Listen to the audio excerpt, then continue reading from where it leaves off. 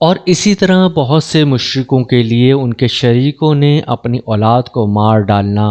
ان کی نگاہ میں خوشنما کر دکھایا ہے تاکہ وہ انہیں برباد کر ڈالیں اور ان کے بچے کچھ دین کو بھی ان پر مشتبہ کر دیں۔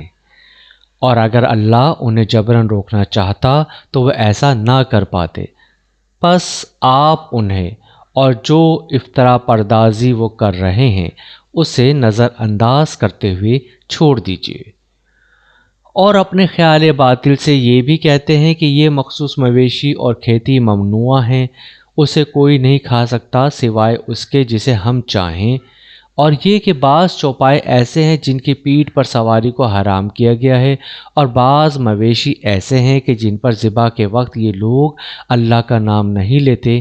یہ سب اللہ پر بہتان باندھنا ہے۔ ان قریب وہ انہیں اس بات کی سزا دے گا جو وہ بہتان باندھتے تھے۔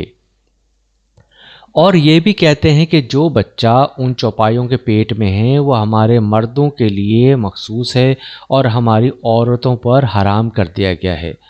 اور اگر وہ بچہ مرا ہوا پیدا ہو تو وہ مرد اور عورتیں سب اس میں شریک ہوتے ہیں۔ ان قریب وہ انہیں ان کی من گھڑت باتوں کی سزا دے گا، بے شک وہ بڑی حکمت والا خوب جاننے والا ہے۔ واقعی ایسے لوگ برباد ہو گئے ہیں جنہوں نے اپنی اولاد کو بغیر علم صحیح کے محض بیوقوفی سے قتل کر ڈالا، اور ان چیزوں کو جو اللہ نے انہیں روزی کے طور پر بخشی تھی اللہ پر بہتان باندھتے ہوئے حرام کر ڈالا۔ بے شک وہ گمراہ ہو گئے اور ہدایت یافتہ نہ ہو سکے۔ اور وہی ہے جس نے برداشتہ اور غیر برداشتہ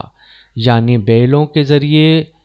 اوپر چڑھائے گئے اور بغیر اوپر چڑھائے گئے باغات پیدا فرمائے، اور کھجور کے درخت اور زراعت جس کے پھل گو نہ گو ہیں، اور زیتون اور انار جو شکل میں ایک دوسرے سے ملتے جلتے ہیں اور ذائقے میں جداگانہ ہیں بھی پیدا کیے۔ جب یہ درخت پھل لائیں تو تم ان کے پھل کھایا بھی کرو، اور اس کھیتی اور پھل کے کٹنے کے دن اس کا اللہ کی طرف سے مقرر کردہ حق بھی ادا کر دیا کرو، اور فضول خرچی نہ کیا کرو، بے شک وہ بیجا خرچ کرنے والوں کو پسند نہیں کرتا۔ اور اس نے بار برداری کرنے والے بلند قامت چوپائے اور زمین پر ذبح کے لیے یا چھوٹے قد کے باعث بچھنے والے مویشی پیدا فرمائے، تم اس رزق میں سے بھی بطریق ذبح کھایا کرو جو اللہ نے تمہیں بخشا ہے، اور شیطان کے راستوں پر نہ چلا کرو، بے شک وہ تمہارا کھلا دشمن ہے۔ اللہ نے 8 جوڑے پیدا کیے، 2 نر و مادہ بھیڑ سے اور 2 نر و مادہ بکری سے۔ آپ ان سے فرما دیجئے، کیا اس نے دونوں نر حرام کیے ہیں یا دونوں مادہ یا وہ بچہ جو دونوں ماداؤں کے رحموں میں موجود ہے؟ مجھے علم و دانش کے ساتھ بتاؤ اگر تم سچے ہو۔